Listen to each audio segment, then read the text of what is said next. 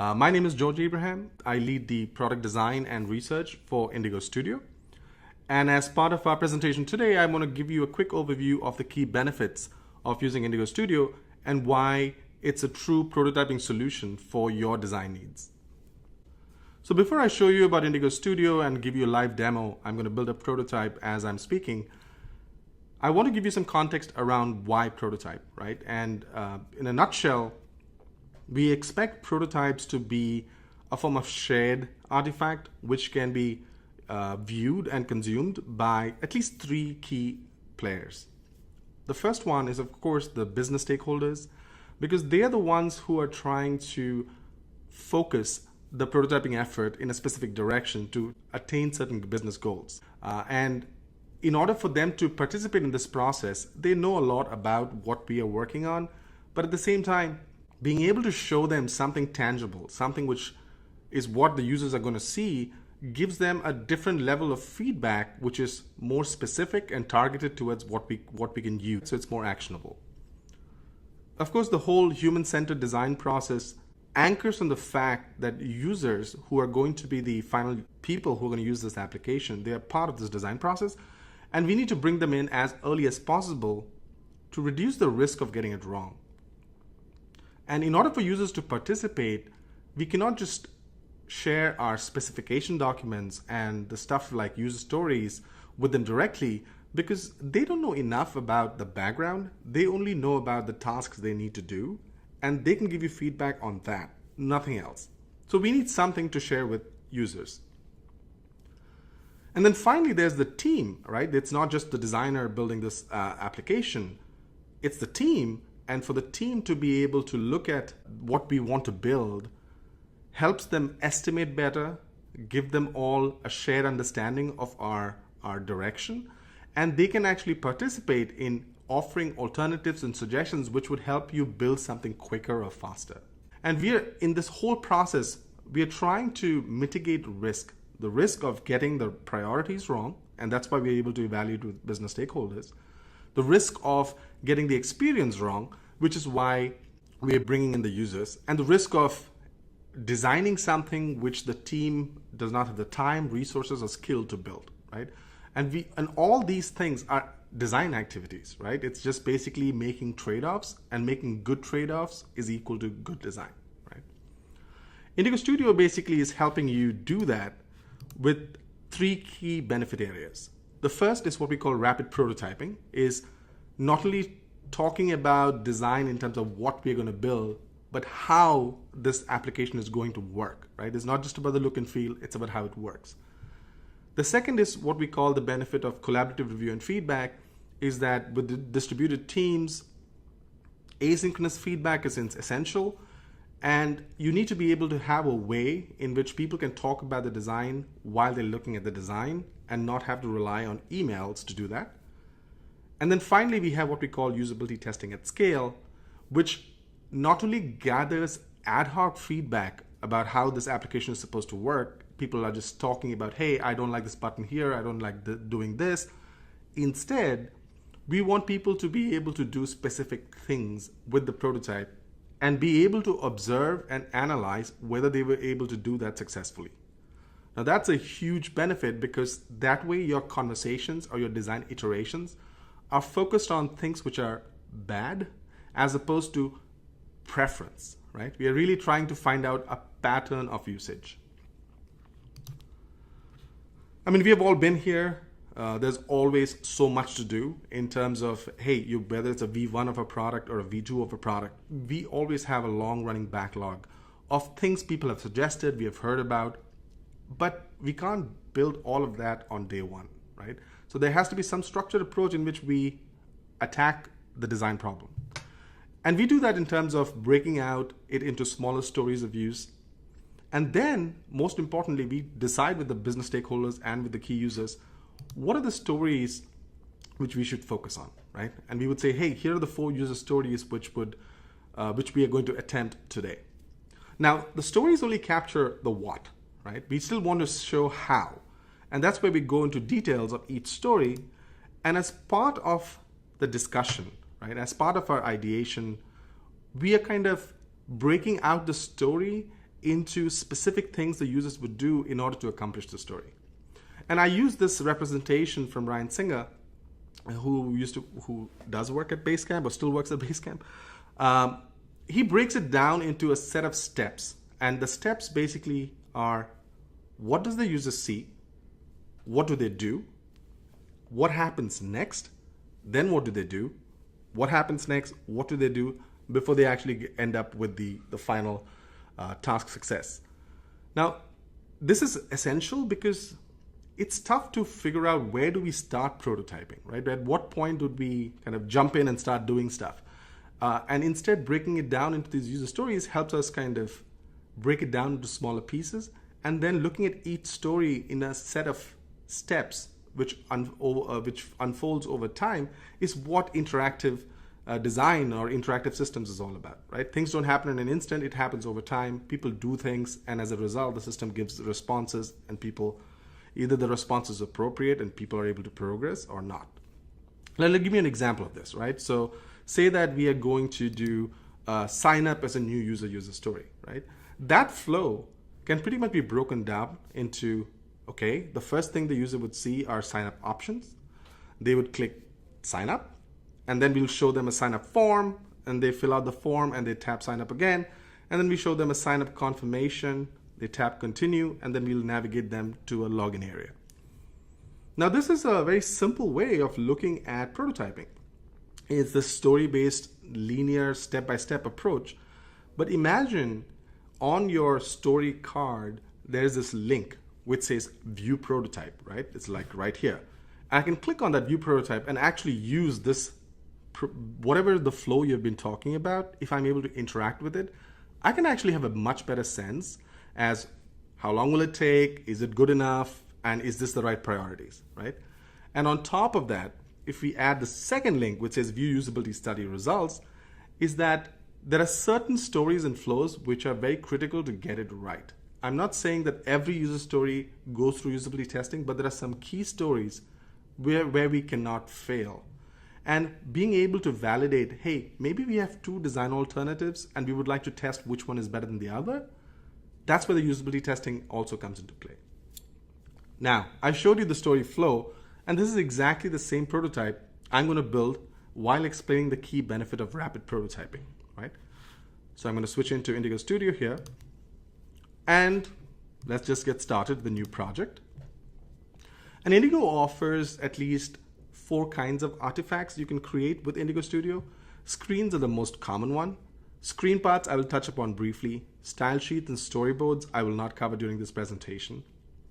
So I want to be able to show a sign-up experience on a mobile phone, so I'm just going to start with a new screen.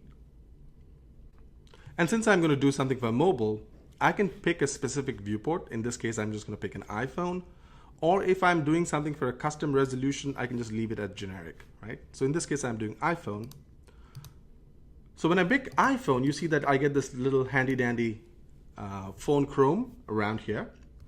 And on the right, we have our toolbox, which updates automatically based on the viewport you selected. Since we picked iPhone, we give you the iOS pack, and that has all the common UI elements found in the iOS ecosystem.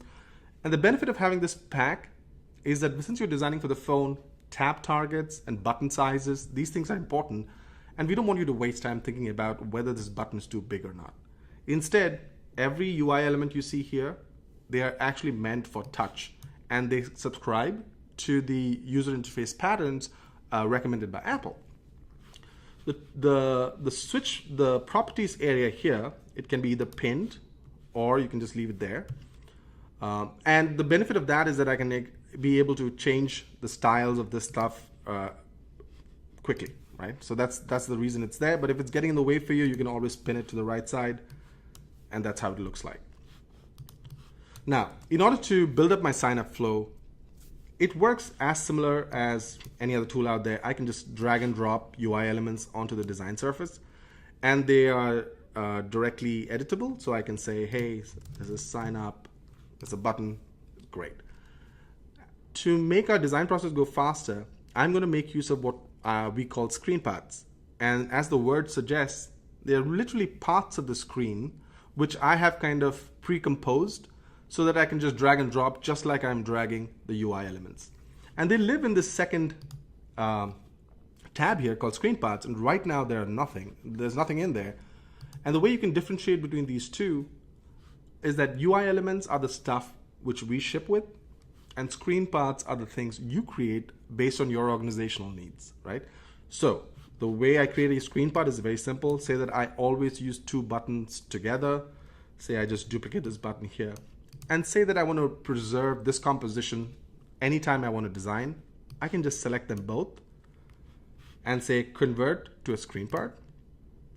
And what that does is that it takes that composition, adds it to my screen path toolbox, and I can pretty much, if I'm going to use a different screen, I'm going to design again, I need these two buttons, I can just simply drag and drop, just like I drag and drop from my toolbox. And what I'm dragging drop and dropping, it's basically an instance of the screen path, which means that I can still customize it. I can give it a color or theme, and it'll not interfere with the master. But if I want to make some master level changes, I can always right click and say edit the source screen path, and then make sure that something is fixed at the source level and it automatically hydrates. So it's kind of like a master. So for the purposes of our exercise, I'm going to import a screen path library, which I created for creating the sign up experience. And I can do that directly from indigodesign.com, which is our cloud service. And I'll talk about it as I go through this presentation. For now, I'm just going to import. Let's save this project quickly here. And the project is being saved locally, which means that I can use Indigo Studio completely offline. So I have this, I'm going to download this library from my personal workspace on Indigo Design. And this flow is the library I like. So I'm going to select that and say download library.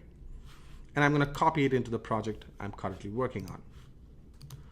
And the moment I did that, you can see that my toolbox is now populated with UI composites or screen paths, which I pre-created. So let's go back to the first simple question. What would the user see? The user would basically see a nice little banner image and then two buttons for signing up and then maybe signing up with Twitter. For that, I can either drag and drop, or I can of course use a small shortcut, which we have defined here, which is Alt plus mouse drag. And this is all in the interest of really rapid prototyping. So I can just say Alt click and type in the name of the UI or element or screen path I need. In this case, it's a banner. So what's happening is that it's an in-context search box, which lets me search both my UI elements toolbox and my screen paths toolbox. Similarly, I need a primary button. I'm just going to look for the word primary. I'm just going to duplicate this. And in this case, I'm just going to say sign up with Twitter.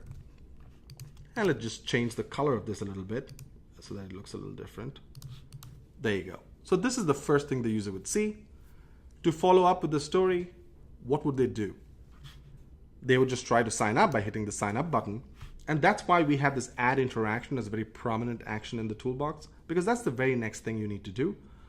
And you can pretty much add interactions to any UI element you see on screen. So if I want to add an interaction to the banner, I can just select the banner image and add an interaction. In this case, I'm just going to go back to the sign up. I say add an interaction, and the menu is written as if the story is being narrated. Like when the user taps button primary, and that naming is automatic because that's how the UI element is named, I can do two things. I can either change the screen, which is ideal for more like a state-based way of prototyping, and then navigate would basically let you navigate to a completely different screen in the project. So in this case, I'm going to create a state. For that, I'll say change the screen to a new state. The moment that happens, a new state gets added, the interaction is automatically added, and now I can ask the final question, what would the user see as a result? The result is that they would see a sign up form. So I'm just going to look for a form. Let's just drag and drop it from here. And I'm just going to place it. So essentially, I'm just designing a change to the state instead of having to redraw the state again. And they would see the sign up form. And if I want to close out the dialog, I can select that remove action here, add an interaction when the user taps remove, change the screen. And this time I wanted to just go back to the previous state. And Indigo makes everything very visual. So when I picked existing state, it's showing something what we call the Interactions Explorer. the Interactions Explorer is dynamically being built out as you're adding interactions. So you don't actually have to fudge around trying to lay out your UI states in a nice and pretty way. It's a very nice linear flow so that I can visually pick, hey, just go back to the start state. And that's done.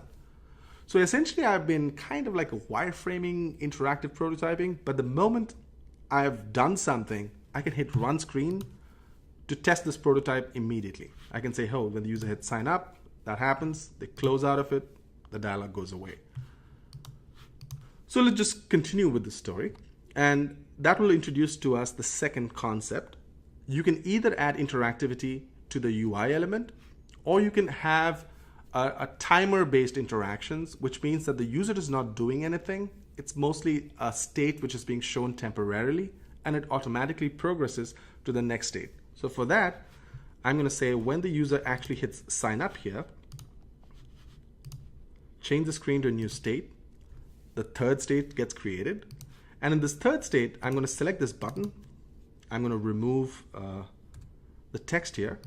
And I'm going to look for something called an activity indicator. And this is nothing novel here. It's basically the system is waiting for a while before it progresses to the next state. And the timeline area, which is on the bottom of the designer, it's actually always recording the changes you're making based on the state you've just come from. So between the original state you came from and the state you're currently designing, I basically changed the text and I added an activity indicator.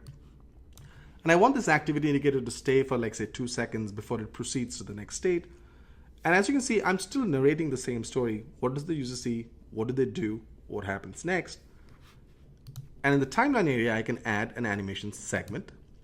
What that basically means is that it creates a section in the timeline which I can set a duration to. So after 2 seconds, I can say, okay, now it's a timer-based interaction. I would say change the screen to a new state. So after 2 seconds, it comes to the fourth state as evident from this mini IX Explorer here. Now, even though this is a mini Explorer, you can expand it fully and you can see exactly what states I'm designing. This was the first state I created. The second state, the dialog is shown. In the third state, the activity indicator is shown. And the fourth state, of course, we have not done anything different, so it's identical. Let's collapse out of here. And in this fourth state, what I want to happen is the activity indicator is done. So I'm just going to select this and just drag it down as if it's going off screen. And immediately you can see there's a move operation being recorded in the timeline. I don't need these buttons either, so I can just get rid of it. And this little banner, I just need to float up a little. It's floated up. If I want to make it interactive in terms of animation, all I have to do is add some duration to the timeline. So I can just select the two move operations, just drag it out a little bit, and that's it, it's animated. Now, once the user gets to the screen, I want to show them a confirmation message, and that's why I have this nicely designed confirmation messages. I just added it in here. And it says the flow confirmation was added. I'm going to animate that also. And I'm going to add a new button here, which says, say, continue. I just typed in continue. Let's just see what we have designed till now. I say run screen, sign up, you fill up something, activity indicator for a while, then it just floats down and the confirmation message is shown. And now I'm going to show you how this kind of translates into navigating to a completely different screen is when the user hits continue, I say add interaction. When the user taps the button primary again, I can just name it continue. This time I'm going to say navigate to a screen in project. Now, what we're seeing here are all the screens available in this new project I've created. There's only one screen because all the stuff I've been doing till now are basically states of the screen. So to create a new screen, I can just say, okay, I'm going to create a logged in screen. I say create, and it adds the interaction. It fires up a new document. It knows that I was doing it for the iPhone. It creates the iPhone ready for me. And in this one, the screen parts are of course available throughout the project. I'm going to just drag in a composition here, which basically shows like a logged in state. And if I want to log out, I can just select log out. I'll say edit, change what happens, navigate to screen in project. But now you can see that I have two screens, right? I can just say go back to the first one. And because I'm also doing screen-based interactions, I also have the option of screen-to-screen transition built in. So if I want to basically say this has to push to the other direction, I just say push, I change the direction. And now if I run the screen, you would see the entire flow I end up creating. See here are the 4 states of the first screen. So I hit run screen, sign up again, activity indicator, it floats down, you're all set, continue. Now I'm in my second screen, I can hit log out, it'll just go back to the first one, right? So in a matter of say, like what, 10 minutes, I basically finished out my sign up flow experience. And now this is on my machine, but I would like you in the audience to be able to try out this prototype. For that, what I'm going to do is I'm just going to select, go back to my project home and say share prototype. And let's call it webinar sign up flow. And I can add some description to this prototype if I want to. I can add a password to protect it. But in this case, I'm not going to do that. And it's being shared to indigodesign.com because I'm already logged in, right? If you're not logged in, you need to sign up. It's a free account. You say generate link, and it basically takes up all the prototypes. It knows that those are the 2 prototypes which are linked. It gives me a hyperlink. I can copy this link. So anybody who accesses the link would see that this was a prototype which I created. It's a private link, and you can basically run the prototype on your machine directly, right? If you're accessing the same link on a phone, you would basically get a web app-like experience. We don't show the phone Chrome so that it kind of fills out the screen you have. And this is exactly the same experience I was showing you on my desktop. It's all HTML. You don't need to install anything in order to participate, right? You can try it out, get the exact sense of what I was getting to see on my machine. But this kind of segues into our second benefit, which is the collaborative review and feedback. Now, as you're looking at this prototype, if you have suggestions for me, right, saying that, hey, George, I would like you to consider this or make change to this button, I can do that from our toolbar here. So let me just go back to the first state of this prototype. I can just pull out my comments area. And now you're ready to add a comment to any area of this prototype. I can say, make this button bigger so it's obvious. And I can grab this marker and just drop it on the UI to say what part of the UI I'm talking about and post. The chat area almost works like instant messaging. What that means is if any one of you add a comment to my comment or on any part of this prototype, I would immediately get notified right as I'm viewing this prototype so I can go and look at the comment. Or I would also get notified in my email because since I'm the owner of the prototype, I'm automatically subscribed to email notifications for comments on the prototype. If you, as a viewer, is going to add prototype comments, you don't even need to have an account. You just have to provide a name. And then you have the option to subscribe to email notifications, right? So that kind of opens it up that there's no license requirements for people to be able to give you feedback on your prototype because their time is more valuable than mine. And you can also have threaded comments, right? It's not just like a linear list of comments. I can just come in here and add a secondary comment which is related to my original one. And as I'm reviewing the prototype, I can be, of course, the timer-based ones are interesting. So you can say here, you can add another comment. I'm just going to call it another comment, right? And me as a moderator, I always have control over whether I want to archive the comment. Maybe this comment was not relevant, or it's an issue which I've already resolved. For that, I can do another thing. I can just bookmark this comment so that maybe there are 15 comments on this prototype. I had answers for 14. The 15th one, I needed some time to kind of play with it. And for that reason, I can bookmark it. And from the control on top, I can always get a bird's eye view of, hey, how many comments are bookmarked? What are all the conversations on this prototype? And that will let me just see, okay, there were comments added on this one, and I can just select it directly and see the comment in context, reply, and just go back and process the other comment on this prototype, right? Similarly, for the bookmark comments, I can just jump to the bookmark comment. It's okay, where was that one comment I forgot to reply to? I can make some changes to it. Say that somebody said, hey, I want this icon to be green, and that kind of talks to our replace story. So I can go back to my prototype. I saw a comment there. And let's say I open up my prototype again here. I want to jump to that state, so I'm just going to pull up my IX Explorer. And let's say I want this green. Green. And now I want to actually say that that prototype is fixed. So I can go back to my project, say shared prototype again. But this time, instead of doing a new share, I'm just going to replace the one I just shared. Replace. And it basically helps me preserve the URL, because I might have attached that URL on a work item, or I might have emailed that URL already out to my stakeholders, but I forgot to add something or I missed something. I can always fix it, right? So it's published, basically it's replaced, but the URL remains the same. So I can go back to my prototype here. I can just refresh.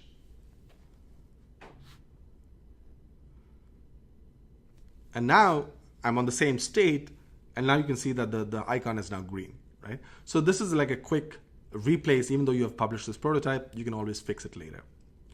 So what I was talking about right now was this ad hoc review and feedback.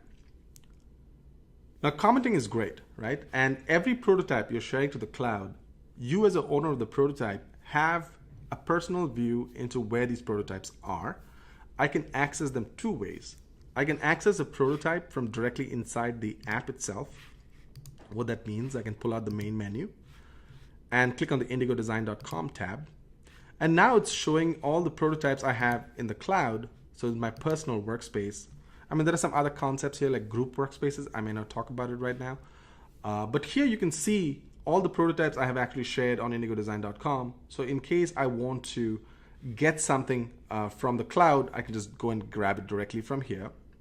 Or if I want to start with a new project, say that I have a nice little project I saw somewhere else, this FineFlix one, let me just grab that. I can just open as a new project. It'll just download from the cloud directly, makes it available. So the reason I pulled up this specific project is that it shows off another small capability on the project home view, which is that if I have inherited a project from someone, I don't know where to exactly start. There are some indicators saying that this is the starting point for this prototype. I can of course run it, but we also have something called a screen-to-screen navigation view. It's just like this is the grid view, this is the list view, and then I can do screen-to-screen navigation. And now this thing is also dynamically generated. It's saying, hey, this prototype actually has 5 screens, and this is where it starts. This is how it flows, and it's kind of creating a sitemap for me. But I don't have to do anything other than the fact that I've actually added interactivity, and this representation is created directly. The second, more obvious way of accessing all your prototype shares, and that's useful for at least 2 reasons. One is that somebody says, hey, George, where's that link you just shared earlier? I didn't get it. Can you send it to me again? For that, I can just go to what we call indigodesign.com. And indigodesign.com basically has all the prototypes I've been sharing into the cloud, right? And what that allows me to do, I can just select this one, which is the one I just created. I can, of course, change the metadata for this prototype. I can add description if I've forgotten to do that. It gives me some viewing statistics, just showing how many people actually looked at this prototype, in this case 11. But I can also just grab the link again.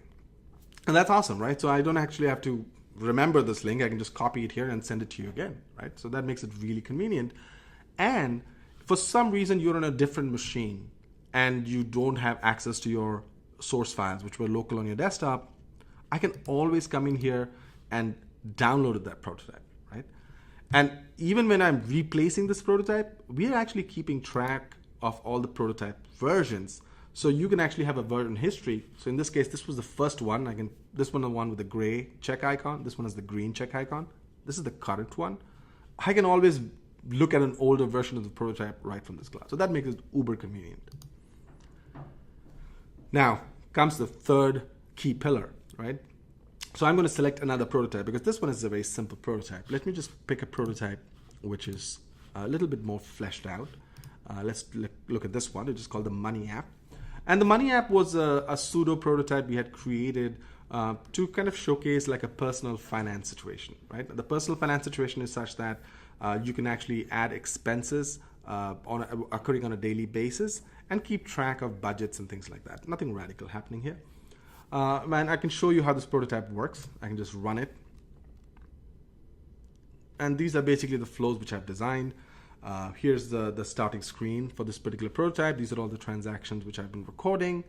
I can add a new expense by just hitting add. I say coffee expense, add it, and there's an interactivity for that. I can see what the budget was for this month. I can just click on that one and go ahead and do that. So I'm not going to go too much into this prototype because I have another little test which I could share with you.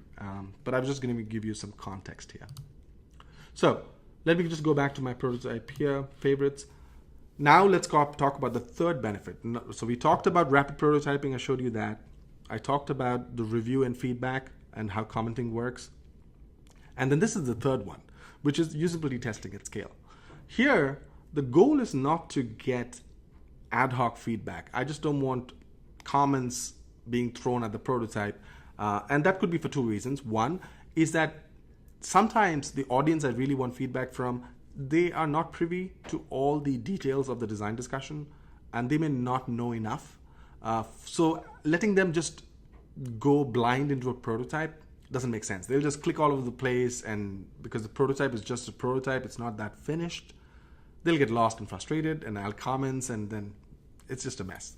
Instead, I can create a usability study. And how that happens is I can select any prototype I have in my cloud and just hit create usability study. And what that does, it takes that prototype, an instance of that prototype, and it adds it to a usability study section, right? And the section I'm talking about is like shares are all my prototypes. Usability studies is the section I'm just talking about. And the reason we have a separate section for it is literally saying that of all the prototypes you've shared in the cloud, these are the ones we are actually focusing on for a proper study. And it helps me keep track of studies in progress, right? Studies which have been completed and what the status of each study is. So since this is the newest one I just added, right? I'm going to now create some specific tasks for people to do, right? So for that, I'm just going to come in here and say add a new task. I'll say, okay. I'll say the task is remove coffee from your list of recent transactions. So this is the task I want somebody to do with the prototype. And in order to script it a little better, I can record the task flow. Basically saying this is how I expect people to use. And that's basically the design challenge, right?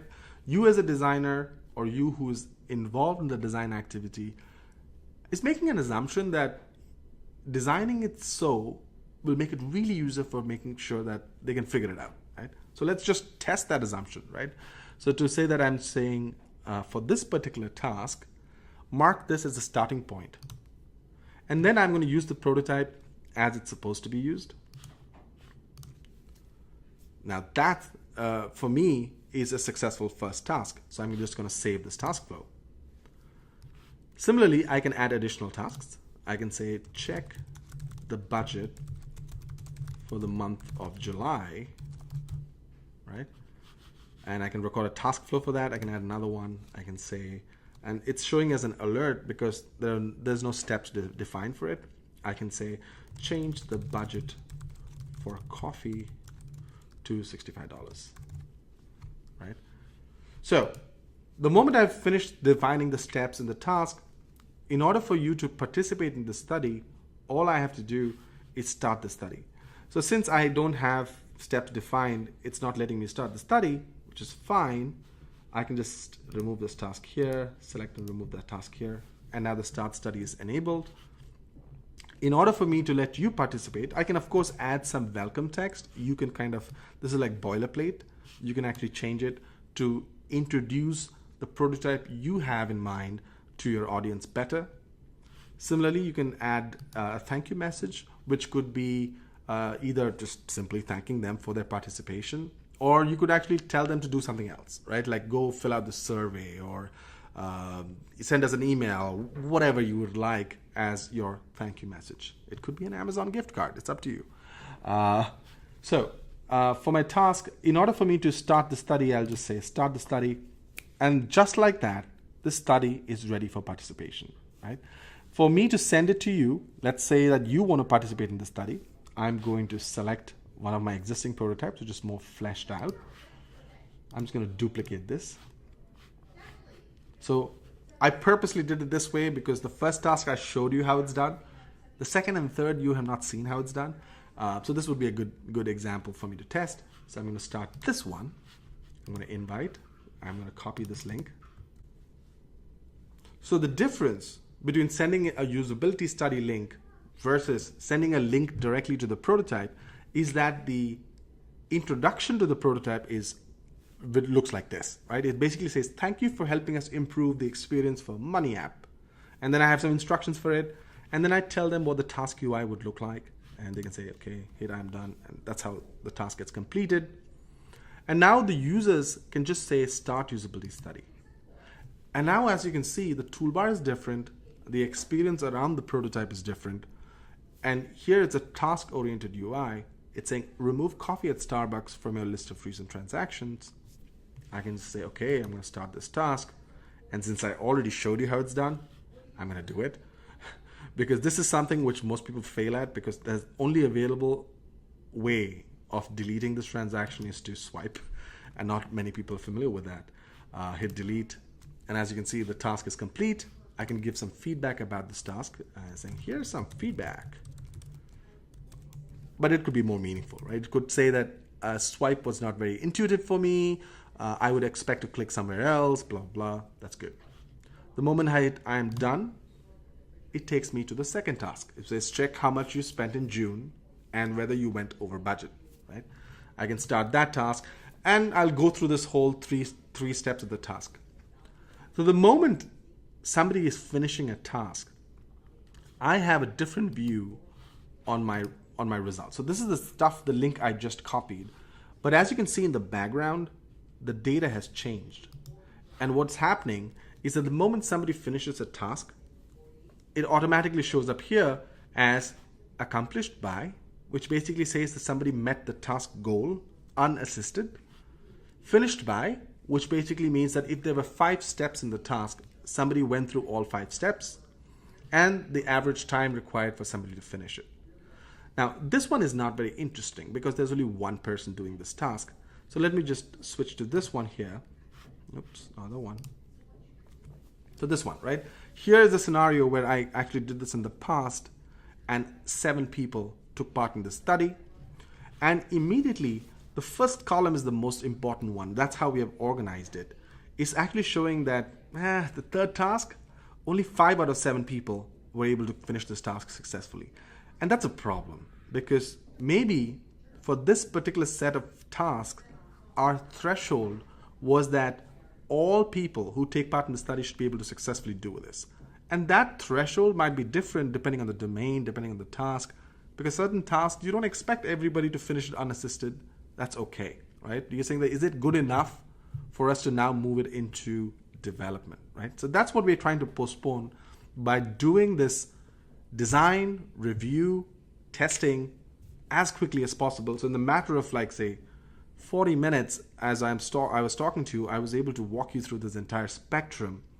So now, instead of worrying about the first tasks to understand what people did, I'm most interested in the third one because that's the one we need to fix first. So I select on that one. And now it's showing you a little bit more task detail, right? And the task detail, I can say, okay, these are all the participants.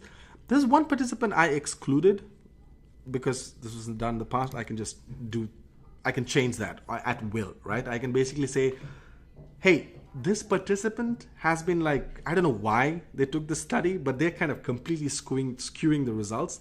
And I have good reason to believe that they were not the right audience for this.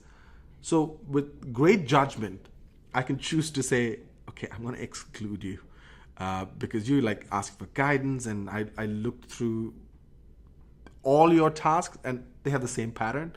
So I could just exclude you just so that my calculations are different now. But here I can actually see that even though participant number 2 and 3, they finished 100% of this task, it's still marked as failed. And that's because we have this mode as a participant where you can ask for a hint. And since this whole study is unmoderated, which means that I send a link, I go out for a cup of coffee, and I come back, and it's possible that 15 or 30 people have taken part in the study. I want to make sure that people don't leave the study because they got stuck, because it's possible that the task had 5 steps, and people got stuck on step number 2. But once they crossed step number 2, they were fine. They were fine with 3, 4, and 5. So asking for a hint at 2, it's still a failure because in the real app, that's a problem. But for the purposes of moving the study along to make sure that they were at least able to kind of walk through the whole stuff, so we know that step 3 and 4 and 5 are nothing to be tinkered with, it's very essential, right? So we are marking them as failed. And we also have what we call a step-by-step list view of showing where they asked for help, right? And this is an aggregate. It's saying that nobody quit, which is great. Step 3, somebody asked for guidance. 1 out of 7 people asked for guidance. Step 1, somebody asked for guidance. And then somebody left comments for us at different steps. Now, this is one view, right, of a detailed view of how people took this particular task. I also have what we call a click map view. And by opening the click map view, I'm able to actually see where exactly people tried to click in this particular prototype. So for completing task number 1, the red markers are all the failed clicks. Like people tried to click there thinking that's where they were supposed to, but that's not where the prototype expected them to. And that's what the blue circles are for. The blue circles are the accurate interaction markers and the red ones are the mistakes. So the whole purpose of this view is for you to just get a sense of, oh, people tried to do something there. Why? And you could get a sense of what's actually happening. And if I hover on those markers, it'll tell you that, hey, they tried to tap on this particular area instead of swipe, right? So that's what this red markers will help you get a sense of, like, what were they trying to do?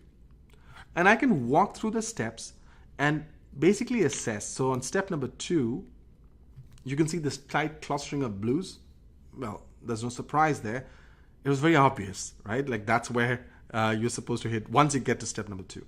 So that was the delete operation. I can walk to step number 3, all hunky-dory. I can go to task number 2, right? Same problem. How much money did you spend in June? And whether you check whether you went over budget. Here you can see there's this nice clustering of things on the top left area. And that's because I actually had July week 31 written there. So it was kind of obvious, looked obvious. That's where I would go to interact with dates, right? But that was not how the prototype was designed. So I know that that's something which needs to be fixed there.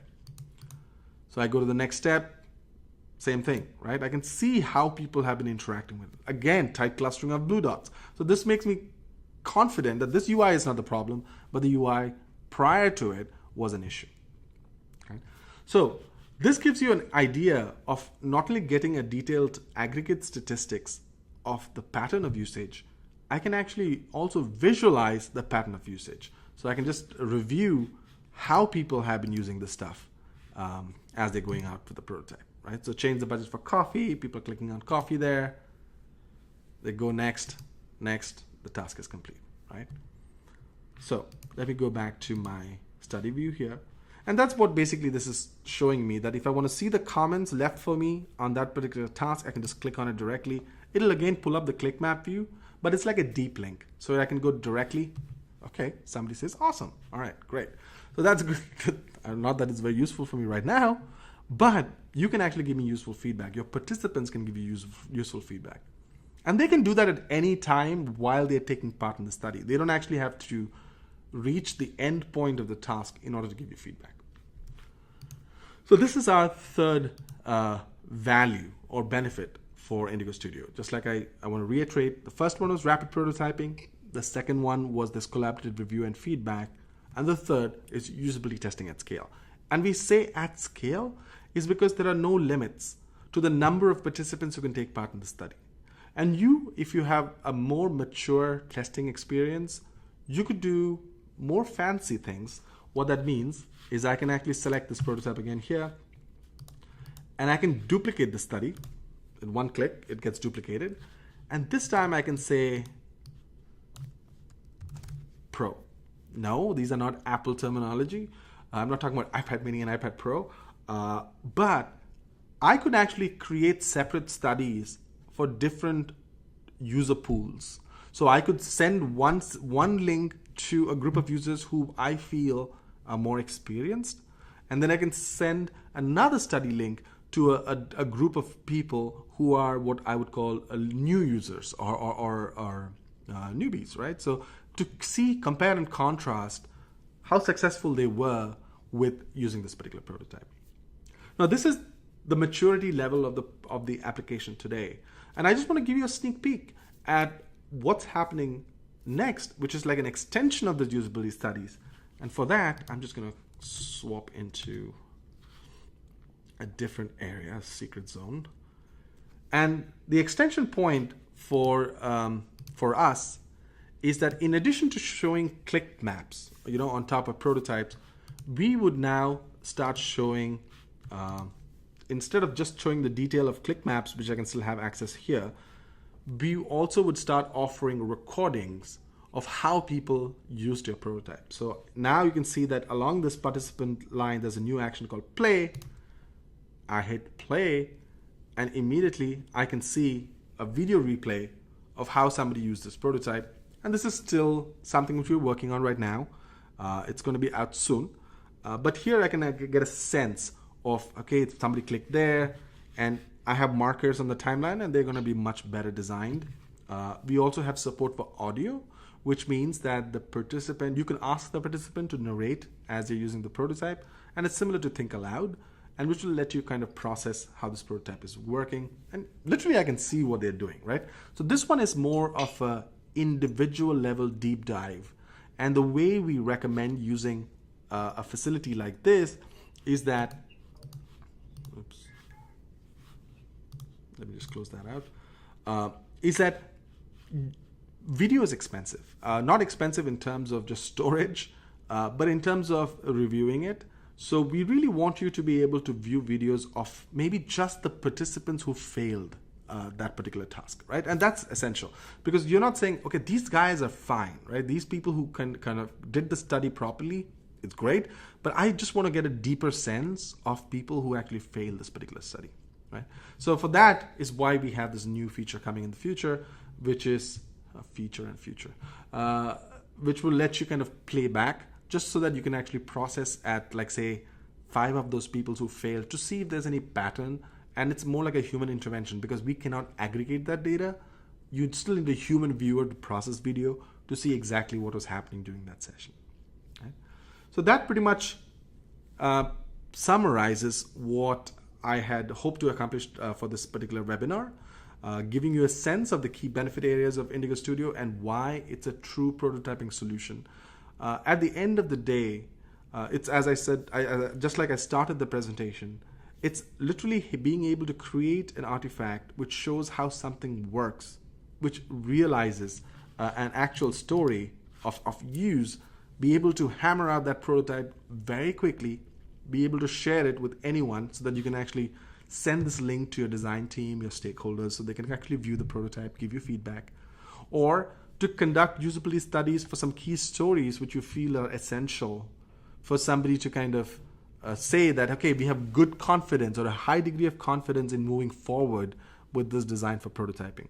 So that pretty much takes out the anxiety, because the real cost of developing software is getting agreement. Getting agreement between business stakeholders and the design team. Getting agreements between the user and the design team. Getting agreement between the developers and the design team. So that stuff is what costs a lot of time, costs a lot of money, and we believe Indigo Studio, which is a true prototyping solution, will let you achieve all those key benefit areas and just reduce the risk of getting something wrong and bring down the real cost of design.